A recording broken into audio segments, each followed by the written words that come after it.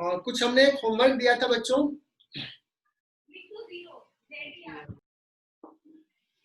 एक होमवर्क दिया था, मुझे एग्जैक्ट डेटा याद नहीं, तुम लोग बताना कि कोई पॉइंट ए है, कोई पॉइंट बी है,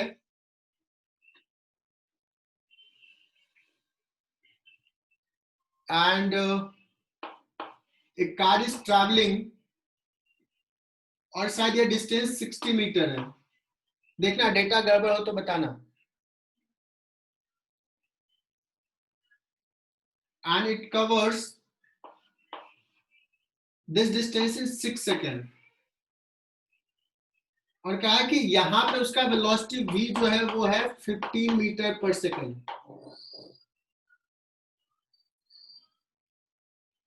गुड। तो पूछा क्या है, शायद वेलोसिटी एट ए और एक्सलेशन क्या है।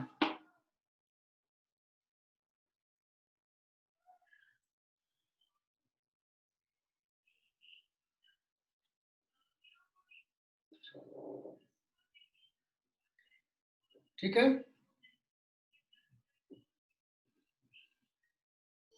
नेक्स्ट 6 सेकंड का डिस्टेंस भी पूछा है सर। क्या पूछा? नेक्स्ट 6 सेकंड का Find this distance covered in next 6 seconds. हाँ ठीक है। तो हमें क्या करना है कि इसका एक्सेशन निकालते हैं। क्या एक्सेशन निकाल पाएंगे हम? ए क्या होगा ये निकालना है। तो हम क्या लिखते हैं, मान लो यहाँ पे वेलोसिटी वीए है, तो वीए 15 इजकल टू मैं क्या लिख सकता हूँ, V A plus A into 6 second. Can we write this? u v is equal to u plus A T. ये भी अननोन, ये भी अननोन। एक और इंफॉर्मेशन दिया ये,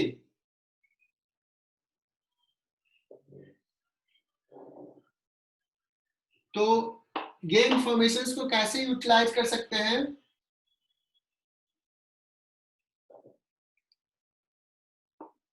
फॉर्मूला लिख लेते हैं, S60 इज इक्वल टू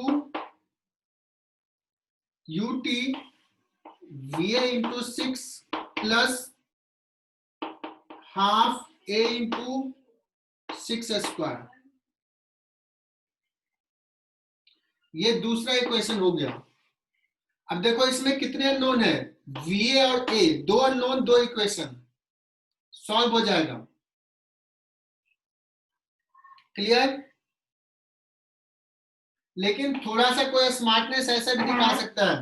सुनना बच्चों, s is equal to ut plus half A T square. इसको थोड़ा सा मैं अरेंज करता हूं,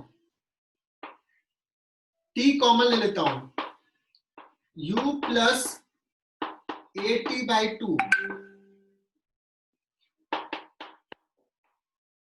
सारे बच्चे देखना, s is equal to T into इसको u by 2 plus u plus A T by 2। Can be write in this way, s is equal to T into actually v है, u प्लस v बाई 2। अगर constant acceleration से move कर रहा है तो displacement between two points को इस formula से भी लिख सकते हैं।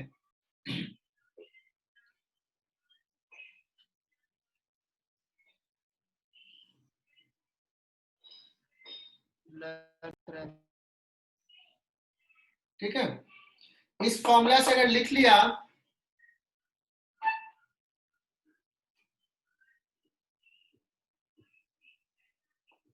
सो s is equal to t is equal to है 6, u अननोन है, प्लस v है 15 डिवाइडेड बाई 2। ये s है 60, 6 इंटू u प्लस 15 बाई 2 है ना। तो कितना हो जाएगा, u इज इक्वल टू आ जाएगा 5 मीटर पर सेकेंड। अब ये थोड़ा सा आसान हो गया सॉल्व करने में, एक ही इक्वेशन में सॉल्व हो गया अगर ऐसा लिख लिया तो, अदरवाइज ये तो बेसिक है ही। Okay, so either you can go through this or you can go through this. अगर u निकल गया तो फिर इसमें वैल्यू पुट कर दोगे तो a भी निकल जाएगा, और जब a निकल गया तो नेक्स्ट 6 सेकंड में कितना डिस्प्लेसमेंट होगा, तो 15 t plus half a t square.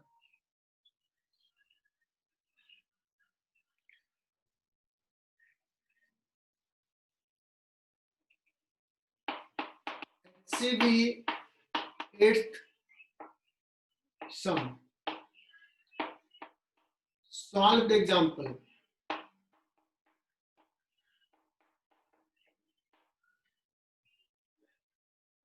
There is some distance, bird is initially at this point and यहां से शायद फ्लाई करना शुरू किया, इस पे यहां पहुंचा and then it returns back and continues to move.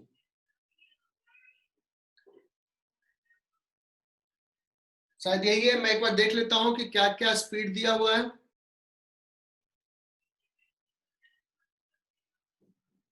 अच्छा ये कार है, मैंने ट्रेन ले लिया है ना।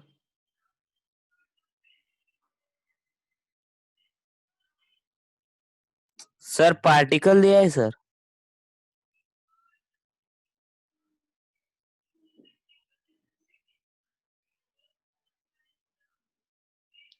हाँ, बर्ड है या फ्लाई जो भी है, एक मक्खी है। अच्छा मैंने सोचा है दोनों ट्रेन आ रहा है, तो ये वॉल है एक्चुअली, ऐसे वो भी सवाल आ सकता है। So this car is moving with a speed 40 km/h. Bird flies from here, go to wall, then return back, then again come to the car, फिर यहाँ से return back हुआ, and velocity of the fly is equal to 100 km/h. This distance is given how much?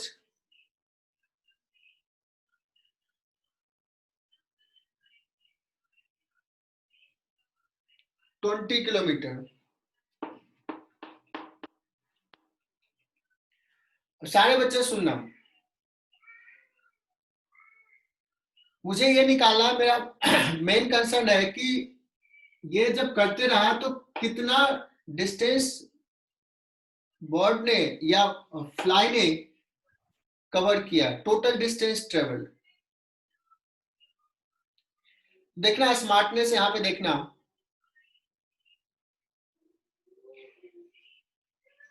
कि ऐसे ऐसे bird constant speed से move कर रही है। So when the car reaches at this point two the wall, अब तो ये यहां पहुंच गया, अब तो इसका हो जाएगा मोशन से स्टॉप। तो बर्ड कितने देर तक फ्लाई किए, हाउ लॉन्ग, जब तक कि कार यहां से यहां नहीं पहुंच गया। So how much time it will take? Time to reach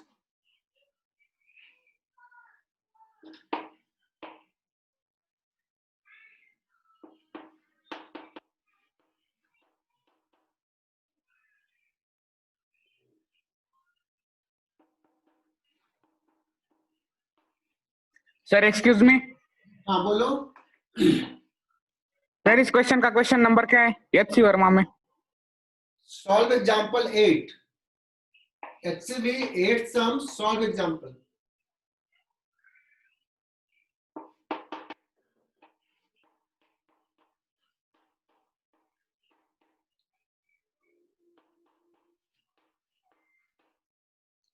तो देखना इसमें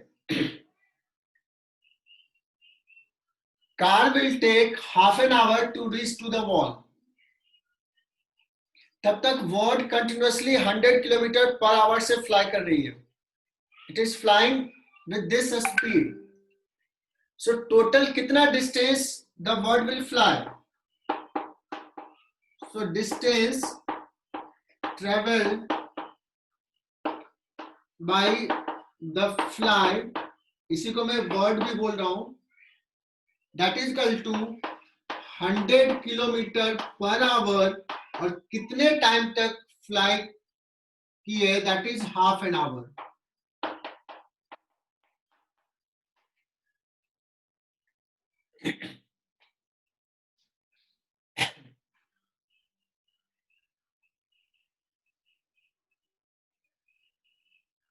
सो देखो ये 1 सेकेंड में सॉल्व हो गया. और ये एग्जाम में आ सकता है. ये ट्रिकी सम है, फेमस सम है. So you can mark it as a star. 3 star mark कर लो. और अगर पूछा जाए कि how many round trip the flies had done, कितने राउंड ट्रिप हुआ है,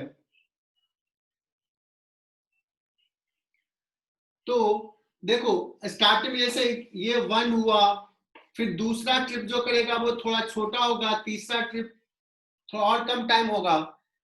but as this car approaches the wall, ये बहुत नजदीक होगा, तो उस केस में जो लिया है कि ये 100 किलोमीटर से जा रहा है, तो ये टाइम बहुत कम होगा. तो ये बहुत फास्ट राउंड ट्रिप हो रहा है. और it tends to zero, distance tends to zero, तो number of then time, round trip का टाइम जो होगा वो भी छोटा होते जाएगा. ठीक है ना? तो बहुत सारे राउंड ट्रिप होंगे इसमें. तो एग्जैक्टली अगर देखा जाए theoretically, it will take infinite number of turns round trip, infinite. और वो एचसी वर्मा में बड़ा अच्छे से एक्सप्लेन किया हुआ है. So read that concept again, it will be clear to you. एक बार और पढ़ लो. ये कॉन्सेप्ट समझ में आ गया होगा.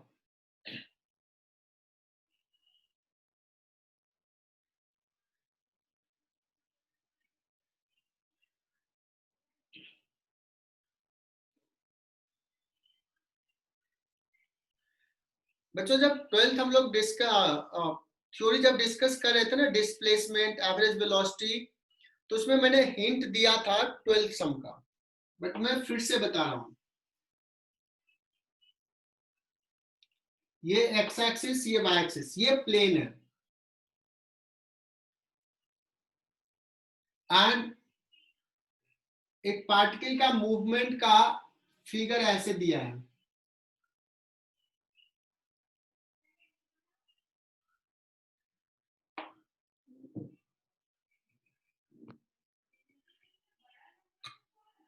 This is the path of the particle.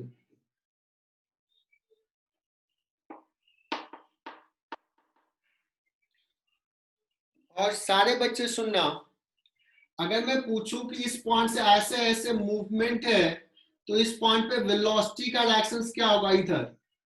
इस पॉइंट पे वेलोसिटी कैसा होगा?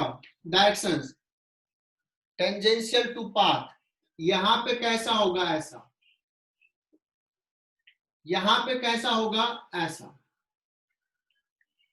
Instantaneous velocity will be tangential to path.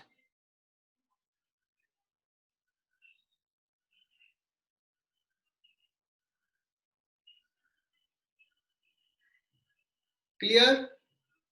अब मैं बात करता हूं कि यहां से और यहां जब आया है उस समय what is direction of average velocity? क्योंकि सर एवरेज वेलोसिटी क्या होता है? Displacement upon time. जो डायरेक्शन डिस्प्लेसमेंट का, वही डायरेक्शन एवरेज वेलोसिटी का. तो डिस्प्लेसमेंट वेक्टर ये है.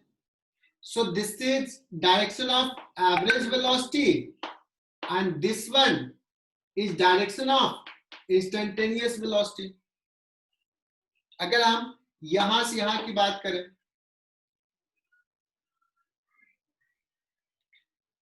अगर मैं कोई और पॉइंट की बात करूं, अब अगर मैं कहूं कि चलो शायद एचसी वर्मा हम पूछे कि किस पॉइंट पे एवरेज वेलोसिटी का डायरेक्शन और इंस्टेंटेनियस वेलोसिटी का डायरेक्शन सेम है, तो अगर मैं कहूं इस पॉइंट पे तो नहीं, यहां से एक लाइन ले लो जो इस कर्व को किसी पॉइंट पे टच कर रहा है। देखो ये पॉइंट यहां पे टेंजेंशियल डायरेक्शन में और डिस्प्लेसमेंट भी यही, तो ये यही पॉइंट है। तो ये क्वालिटेटिव डिस्कशन है कि किस पॉइंट पे होगा। अगर कोई कहे कि बताओ यहां से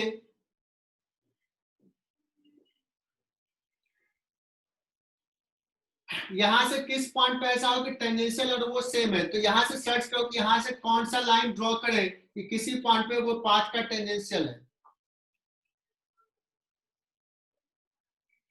सपोज कोई ऐसा पॉइंट यहां से आ गया कि ऐसे जा रहा है, देखो यहां से ऐसे जा रहा है, तो ये टेंजेंशियल डायरेक्शन में, डिस्प्लेसमेंट भी इधर, तो यहां से यहां का एवरेज वेलोसिटी और इस पॉइंट का इंस्टेंटेनियस वेलोसिटी सेम होगा।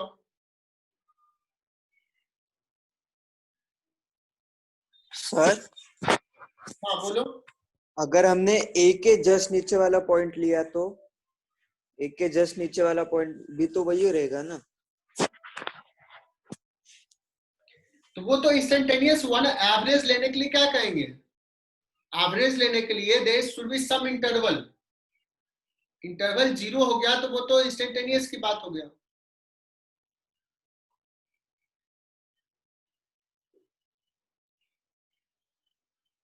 यस लक्षिका, तुमने जो कहा सही है। एवरेज वेलोसिटी जब लेंगे तो डिस्प्लेसमेंट लिखना है। डिस्प्लेसमेंट क्या आ जाएगा? इनिशियल से फाइनल पॉइंट, जिस पॉइंट की बात कर रहे हैं मिला दो, वही डिस्प्लेसमेंट है, वही डायरेक्शन हो जाएगा उस कॉर्ड के लो।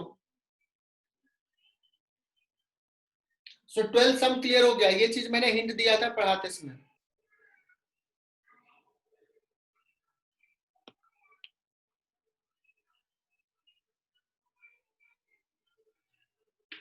Sir, approximately equal to 22. हाँ लेकिन अगर हमें आ रहा है इतना अच्छा वैल्यू आ रहा है तो ठीक है ना, इतना ही लिखेंगे। सवाल हो सकता है यही रहेगा, बिकॉज अगर ये ऑप्शन 4 ऑप्शंस में ये रहेगा तो यही टिक करना है। कैलकुलेशन ज्यादा टफ नहीं था। तो S1 कैसे लिखा? Velocity into time. S2 कैसे निकाला? इस फॉर्मूला से। HCV का 22 sum. There are 2 car,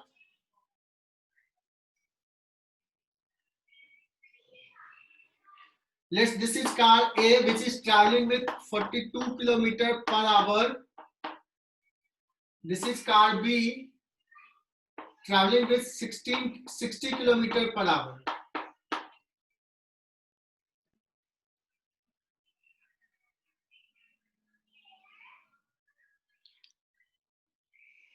And each car is 5 meter long.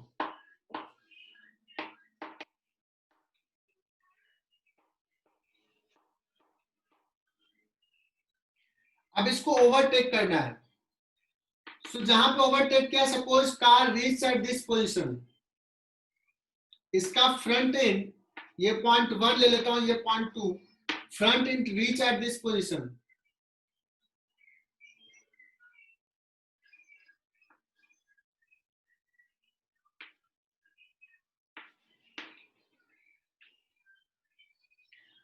और ये अगर ये ओवरटेक किया है, तो ओवरटेक किया तो देखो कार भी ऐसा होगा।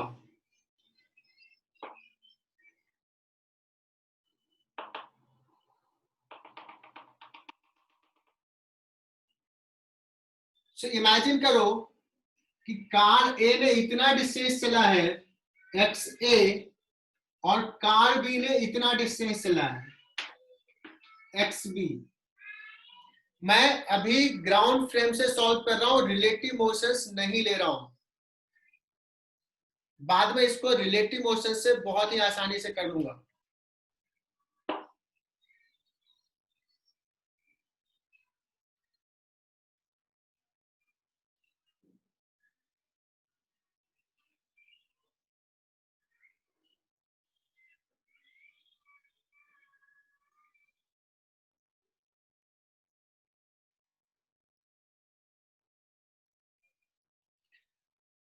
ईशान, हम लोग सिग्निफिकेंट डिजिट पढ़ेंगे बाद में, अभी हम लोग उस पर फोकस नहीं कर रहे हैं। We will discuss about that later, वो एक अलग चैप्टर ही है। चलो, सो ओवरटेक करने का मतलब यही सिचुएशन होगा। अभी देखो ये जस्ट बिहाइंड है और बाद में इसका कार बी का लोअर पार्ट पोर्शन कार के फ्रंट पोर्शन से को क्रॉस कर जाए, इसको कहेंगे ओवरटेक कंप्लीट हो गया। सो मान लो टी टाइम ओवरटेक हुआ,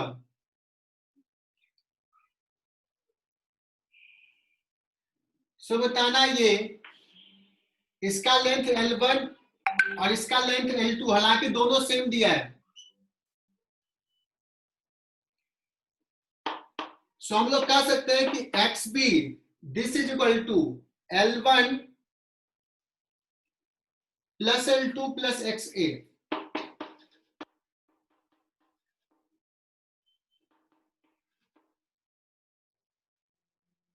क्या ये समझ में आ रहा है?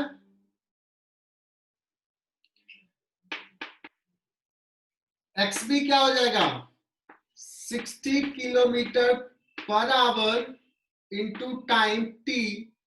एक्स ए कितना हो जाएगा 42 kilometre per hour into T plus L1 भी 5 मीटर है, L2 भी 5 मीटर है। तो यहां से देखो 60 minus 42 kilometre per hour into T that is equal to 10 metre. ये हो जाएगा 18। देखो डेटा बड़ा अच्छा दिया, 18 किलोमीटर पर आवर को मीटर पर सेकेंड में करोगे तो इतना हो जाएगा metre per second into T 10 metre. देखना यहां से ये मीटर कैंसिल, तो टी इज इक्वल टू इधर से चला गया, कितना हो जाएगा T is equal to 2 second.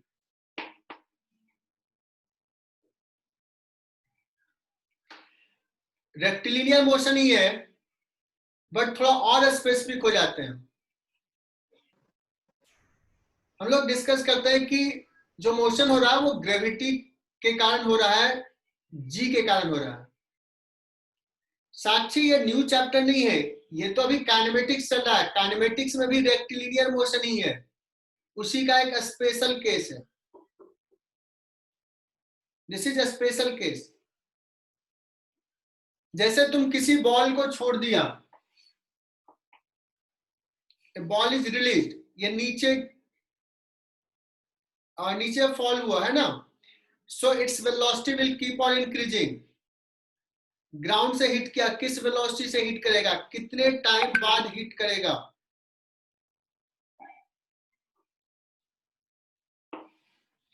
So why it falls? You know that there is a gravitational force by Earth, and that produces acceleration A, whose value is G, और roughly G का value तो ऐसे 9.81 लिखते हैं metre per second square, but ये calculations में बड़ा convenient नहीं होगा, तो मैंने रफली इसको 10 मीटर पर सेकेंड 10 ले लेता हूं, तो कैलकुलेशन आसान हो जाएगा। मैं क्यों तुम्हारा मैथमेटिक्स चेक करूं कि तुम्हें मल्टीप्लिकेशन आता है कि नहीं। तो अगर कुछ नहीं दिया हुआ है तो 10 ले लेना है, कभी कभी कुछ नहीं दिया और 9.8 से भी आंसर आता है, तो you have to just check.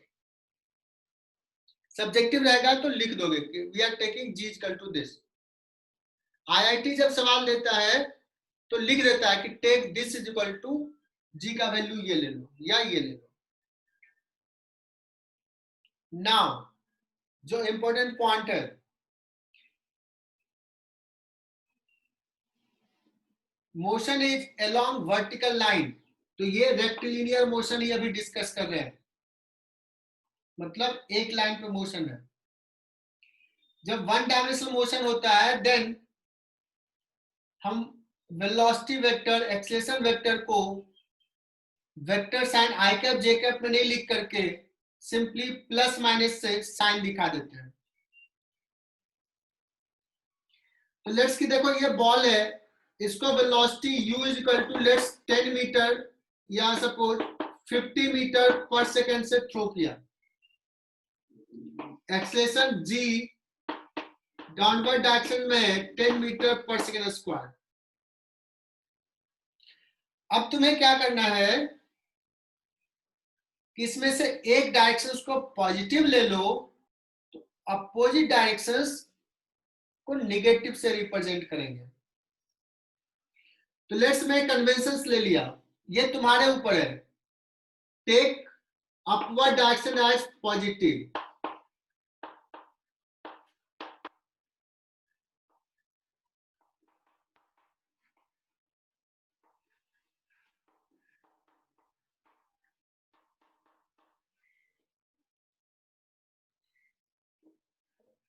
if we take upward direction as positive, तो what is initial velocity?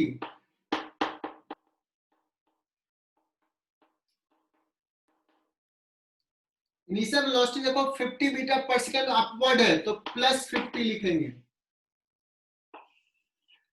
What is acceleration? -10 -10, मतलब अभी जी में ही लिख देता हूं तो -g, मतलब -10।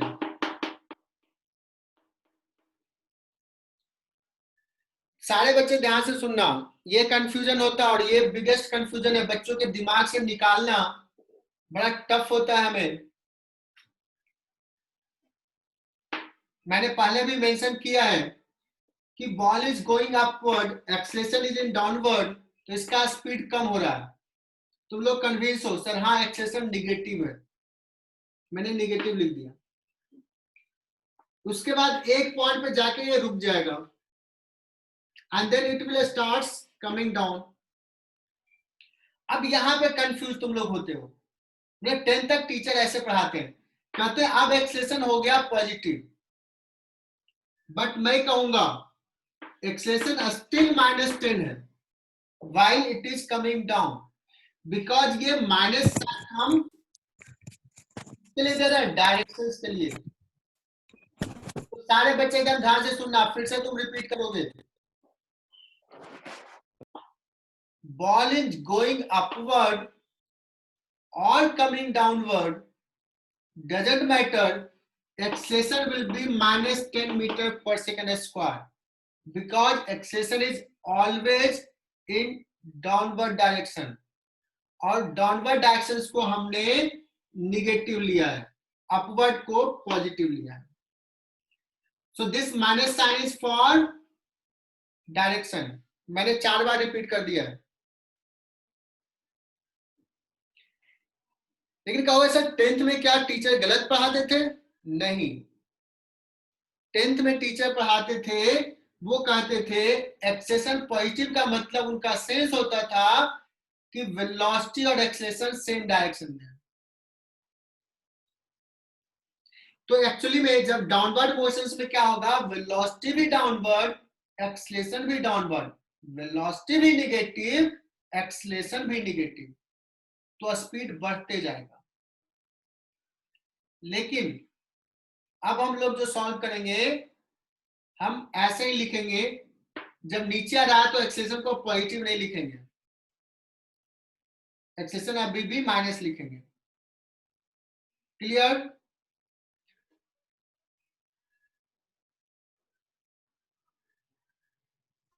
सर अगर एक इसको भी रिकॉर्ड कर लेता हूं।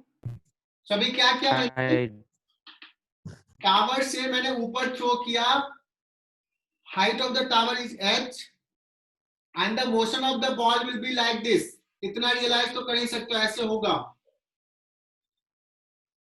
तो यहां से यहां के मोशंस की बात कर रहे हैं। मैंने अपवर्ड को पॉजिटिव लिया, so initial velocity will be right plus u, acceleration will be minus g। Doesn't matter ball यहां पे या यहां पे या यहां पे, acceleration is minus g। What is displacement? Displacement देखो, इनिशियल से फाइनल को मिला दिया, एरो देखना है ऐसे, so displacement will be minus h। Clear? So यहां से यहां के मोशंस के लिए डिस्प्लेसमेंट माइनस h लिखेंगे। अब तुम्हें मन कर रहा नहीं सर, मैं आपके कन्वेंशंस को फॉलो नहीं करती हूं। समीक्षा बोलेगी सर मुझे ना डाउनवर्ड डायरेक्शंस को पॉजिटिव ले लो और इसी को सॉल्व करना है। तो अब अगर डाउनवर्ड को पॉजिटिव लिया तो you will write initial velocity minus u, because upward है, डाउनवर्ड को हमने पॉजिटिव लिया है। Acceleration plus g, displacement plus h, downward है। सो आई होप कि थोड़ा सा तो क्लियर हुआ होगा जो हम बताना चाह रहे हैं।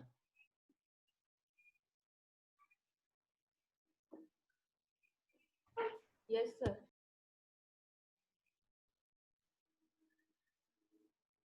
तो सवाल लिखो, a ball is thrown up with velocity u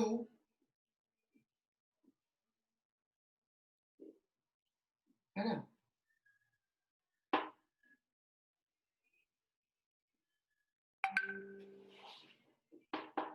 then find, पहला सवाल,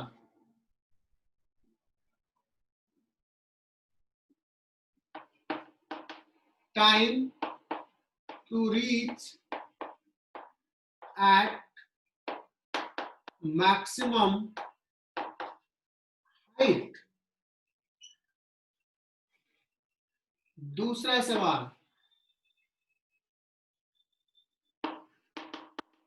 find the maximum height it attains। ये डिस्टेंस एच मैक्स निकालना है। तीसरा सवाल,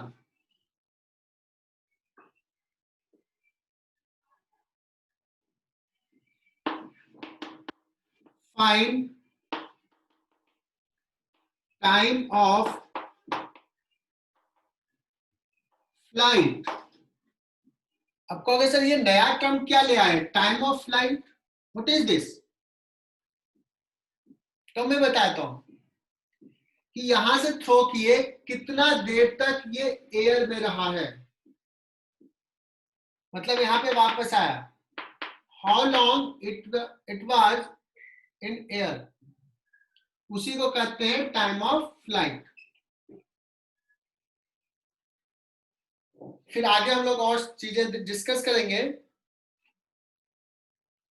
चौथा सवाल लूंगा, पांचवा भी लूंगा, लेकिन अभी ये तीन सॉल्व करते हैं।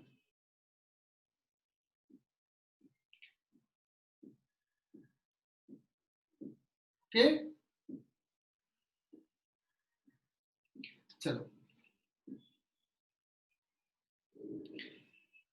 तो पहला बच्चों एकदम बेसिक से मैं समझा रहा हूं, देखना। पूछा कब मैक्सिमम हाइट पे पहुंचा है, पहले तो ये डिफाइन करते हैं मैक्सिमम हाइट पे पहुंचेगा तो क्या होगा। जब तक इसका वेलोसिटी अपवर्ड है, ऊपर जा रहा है, ऊपर जा रहा है, जिस पॉइंट पे वेलोसिटी 0 हुआ वही पॉइंट मैक्सिमम हाइट है, क्योंकि उसके बाद और ऊपर नहीं जाएगा, उसके बाद नीचे आ रहा है। सो मैक्सिमम हाइट पहुंचने का कंडीशन क्या हो गया, maximum height, what is condition, v equal to 0। बच्चों ये इंपॉर्टेंट है, ये समझना यही है। क्लास अटेंड कर रहे हो तो टीचर इसी पे फोकस करेगा। व्हाट इज कंडीशन कि मैक्सिमम हाइट पे पहुंचा है, क्या हम कहेंगे? उस समय वेलोसिटी 0 हो गया। हमें निकालना क्या है? टाइम। तो देखो यहाँ का वेलोसिटी पता है, यहाँ का वेलोसिटी पता है, so we will use v equal to u plus at। हालांकि सारे बच्चे ये जानते हैं आंसर। v इक्वल टू हम लिखेंगे plus u, sorry, v equal to final velocity 0, u equal to plus u, upward throw किया है, a equal to minus g, t निकालना है, t comes out as u by g।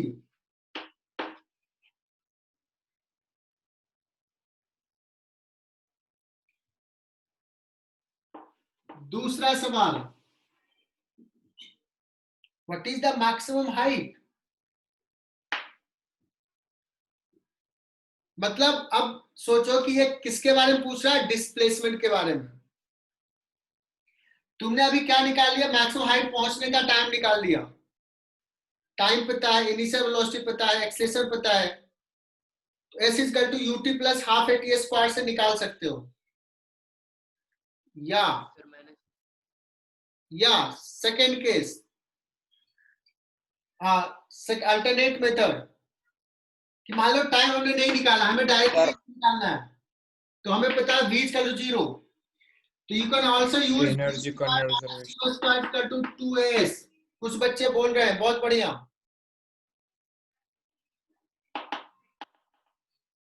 s is this,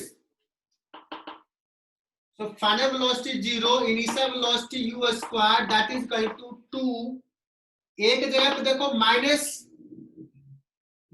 जी, और s के जगह पे h max, ये minus चला जाएगा, h max u square by 2g।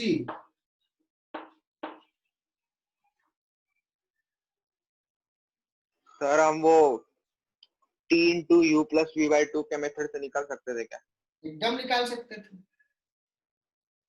एकदम सही। अभी डिस्प्लेसमेंट का उसने अभी बताया सर, अभी जस्ट आपने फॉर्मूला डिराइव किया था u प्लस वी बाई 2, या s equal to ut plus half at square, जो भी लगाओ। अगर तूने ये लिखा तो भी t कितना आया था? u बाई g, u था, v 0 था, बाई 2 आ गया। This formula is valid for constant acceleration only.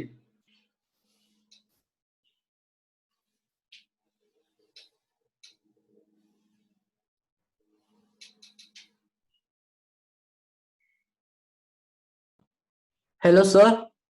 हाँ बोलो। सर अगर acceleration third some was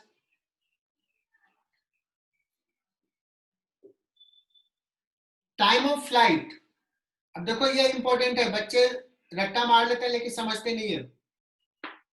time of flight किसको बोल रहे हैं? कि जहां से थ्रो किया वापस फिर से वही आ गया है, जितना टाइम लगा उसी को हमने कहा time of flight. Look for condition. Condition is जहां से चला वही आ गया, displacement is 0।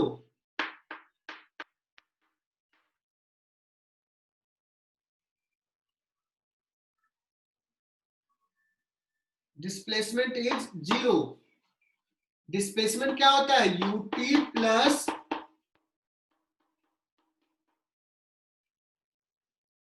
u positive t half, एक जगह पे minus G, t common, u minus G by 2t, that is equal to 0। अब देखो this into this is equal to 0, so either t is equal to 0 और this equal to 0। तो यहां से क्या आ जाएगा? t is equal to 2u by जी।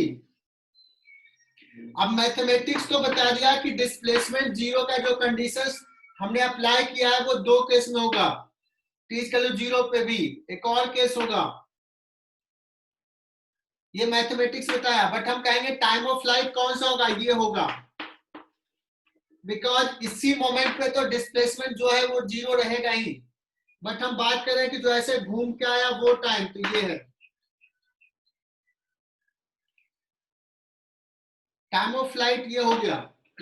देखना बच्चों, ध्यान से सुनना, हमने जो फॉर्मूला लगाया है, बॉल ऊपर गया फिर नीचे आया, बॉल कभी ऊपर जा रहा है कभी नीचे आ रहा है, लेकिन मैं through out the motion acceleration क्या लिया हूं, -g।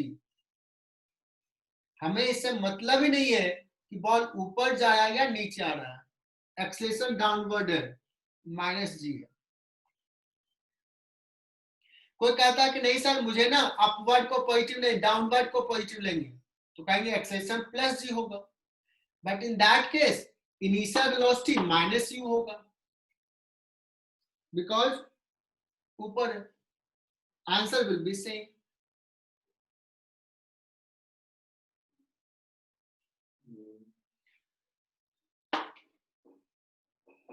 लिख लिया ये। अब हम बात करते हैं कि यहां से यहां जाने का टाइम लगा u/g,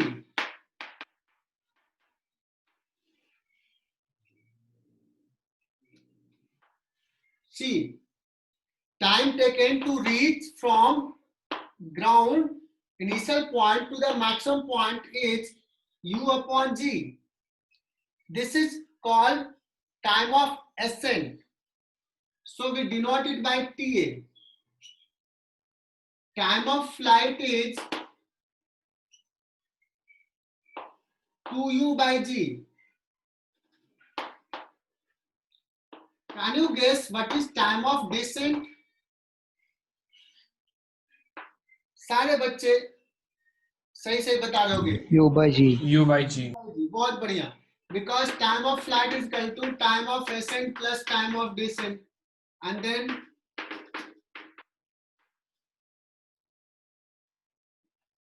है ना बच्चों, 10th में भी ये सारा चीज पढ़े होगे, लेकिन Sir, please explain once again. एक बार और चलो बता देता हूं।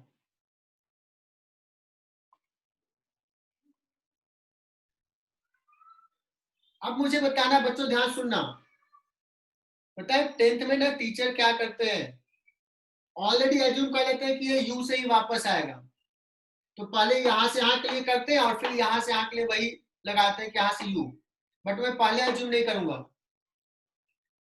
मुझे निकालना है कि with what velocity it will return back to the initial position. तो फोर्थ सवाल, फाइंड वेलोसिटी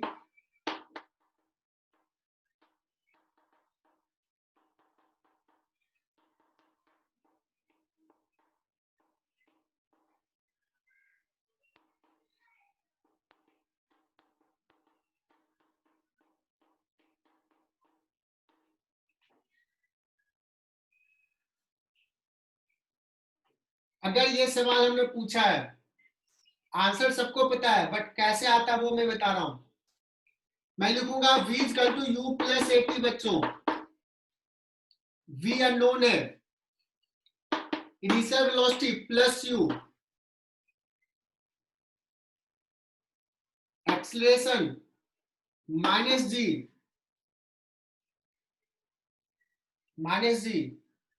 टाइम यहां से जाने और आने का time, time of flight 2u/g -u आया, this minus sign is for direction, it will return back with the same speed but direction is opposite। Clear हुआ ये?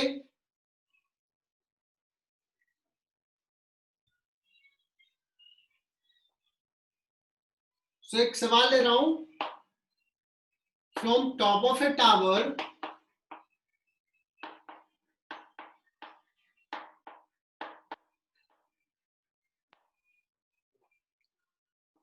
a ball is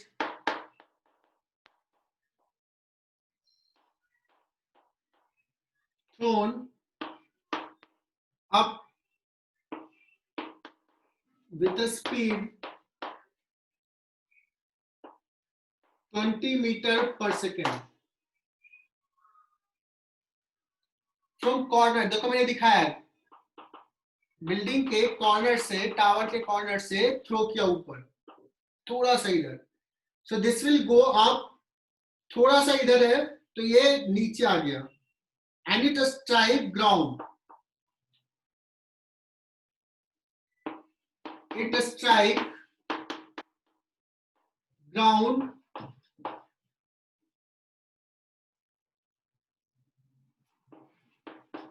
after 5 second.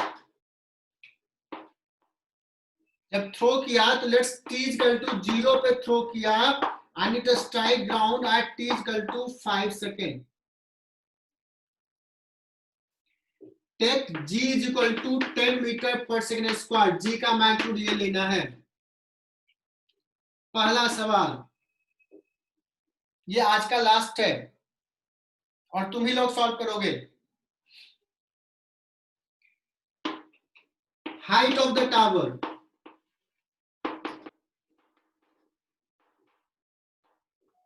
One 120 meters.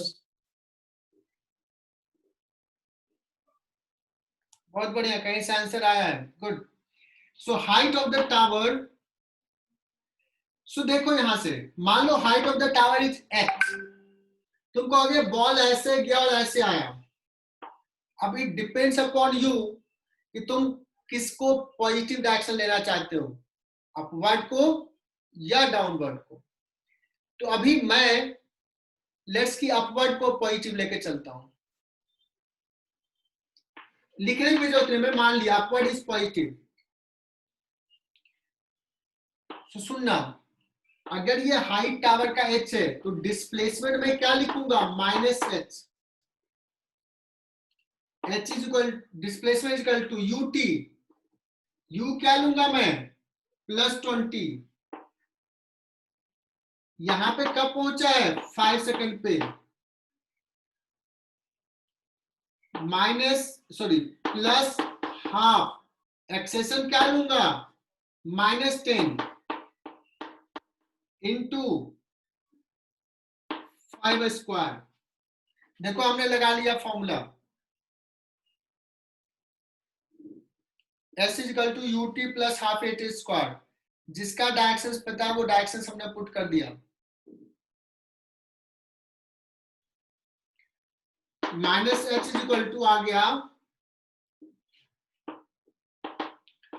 100 minus, ये minus हो जाएगा है ना, 125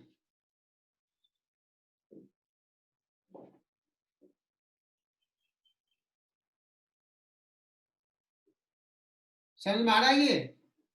what will be the answer, -25 minus h is equal to, that means h is equal to क्या आ गया आंसर, 25 मीटर।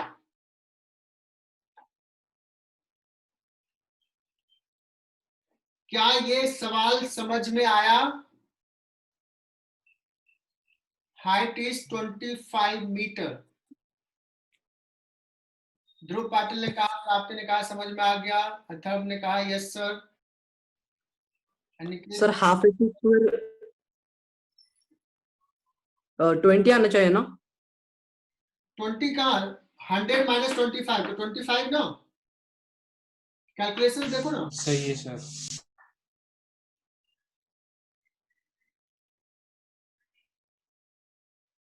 ठीक है सर करेक्ट है सर। हाँ चलो दूसरा, सर करेक्ट है सर। हाँ बहुत बढ़िया। दूसरा लिखो कि ये जब आया ग्राउंड को हिट किया तो किस वेलोसिटी से ग्राउंड को हिट किया है, with what velocity the ball hit the ground. -30 meters per second. Good. So क्या करेंगे, फिर से हम फॉर्मूला लिखते हैं। देखो हमें वेलोसिटी चाहिए, उसका मैग्नीट्यूड बता देंगे। तो v is equal to u plus 80।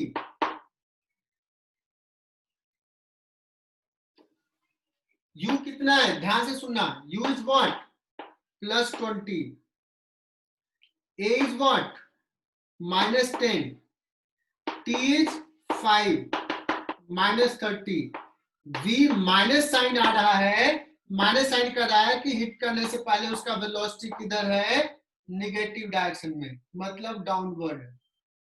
Magnitude कितना है 30 मीटर पर सेकेंड। बहुत सही जवाब दिया उधर से। सो आई होप कि तुम्हें ये समझ में आ रहा होगा कि हमें ये मैटर ही नहीं कर रहा है कि g का वैल्यू मैं +10 लूं कि -10 लूं। जो हमने डिसाइड कर लिया वही लेंगे थ्रू आउट, चाहे बॉल ऊपर जा रहा है या बॉल नीचे आ रहा है। सो कुछ कुछ तो दिमाग से तुम्हें हटाया होगा जो पहले का कॉन्सेप्ट है। और आज का लास्ट पार्ट, थर्ड,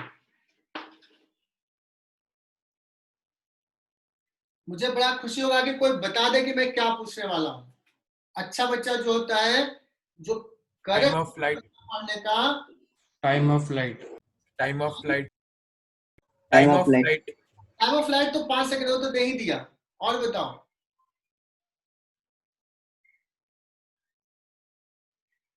सर वो ऊपर कौन से हाइट तक जाएगा, ऊपर टावर के ऊपर। बहुत बढ़िया, बहुत बढ़िया। Time to reach at maximum height. थोड़ा सा मैं एक और Time to मैं कहूंगा maximum height. The ball. कुछ बच्चे बोल रहे थे distance travel by the ball. Parimal ने शायद बोला सर मैक्सिमम हाइट, वही पूछ रहा हूं, उसी को मैंने थोड़ा दूसरे तरीके से पूछा। तो देखो बच्चों, अगर डिस्प्लेसमेंट पूछा जाए तो 25 मीटर डाउनवर्ड मतलब -25, या कहेंगे 25 डाउनवर्ड। लेकिन अगर डिस्प्लेसमेंट, लेकिन डिस्टेंस टेबल पूछा जाए तो डिस्टेंस टेबल होगा this plus this plus this. 54। तो सबसे पहले मुझे क्या करना होगा, एच मैक्स निकालना होगा। एच मैक्स क्या होगा, यहां से देखो ये u²/2g, u है 20 × 20 डिवाइड बाय 2 × 10, कितना हो जाएगा ये 20 मीटर। तो ये 20 फिर 20, तो डिस्टेंस ट्रेवल आ जाएगा 20 + 20 + 25, लिख दो सही से 20 + 20 + 25 कितना हो जाएगा 65 मीटर। क्या मैंने सही लिखा? ईशान ने पूछा सर कितने लेक्चर्स लगेंगे काइनेमेटिक्स में। ईशान ये बड़ा टॉपिक है, बहुत सारे कॉन्सेप्ट हैं, है ना काइनेमेटिक्स, और स्टार्टिंग है तो it takes time. So minimum 15 more lectures अभी लगेंगे इस टॉपिक पे। हमेशा ये लगता है एटलीस्ट 15। रिलेटिव मोशन सिखाना, प्रोजेक्टाइल सिखाना है ना। अभी तो 1D कर रहे हैं। सर एक डाउट है। हाँ बोलो। सर अगर बॉल को हमने हॉरिजॉन्टली राइटवर्ड्स थ्रो किया तो डिस्प्लेसमेंट यानी टावर की हाइट तो सेम रहेगी। अब बता रहा हूं, अगर तुमने बॉल को ऐसे थ्रो किया वो प्रोजेक्टाइल मोशंस में आएगा, उसको हम लोग आगे डिस्कस करेंगे। लेकिन तुम्हारा इतनी इच्छा है तो मैं थोड़ा सा बताता हूँ कि ये कैसा मोशन होगा, ऐसे जाएगा। प्रैक्टिकल बताओ, बॉल को थ्रो करते हो, अपने बिल्डिंग पे घर पे चढ़ जाओ और थ्रो करो। So this will be the path. If I ask you कि सर फाइंड द डिस्प्लेसमेंट, तुम कहोगे sir this is the displacement, मतलब इट हैव डिस्प्लेसमेंट समथिंग -25, मतलब 25 in y direction downward plus some x. So we will discuss how to find this displacement, what is the velocity with which it will strike. This is chapter of projectile. Okay. ये 2D motion हो गया, 2D motions में आ जाएगा। Sir इस Sunday को test होने वाली है क्या फिजिक्स की?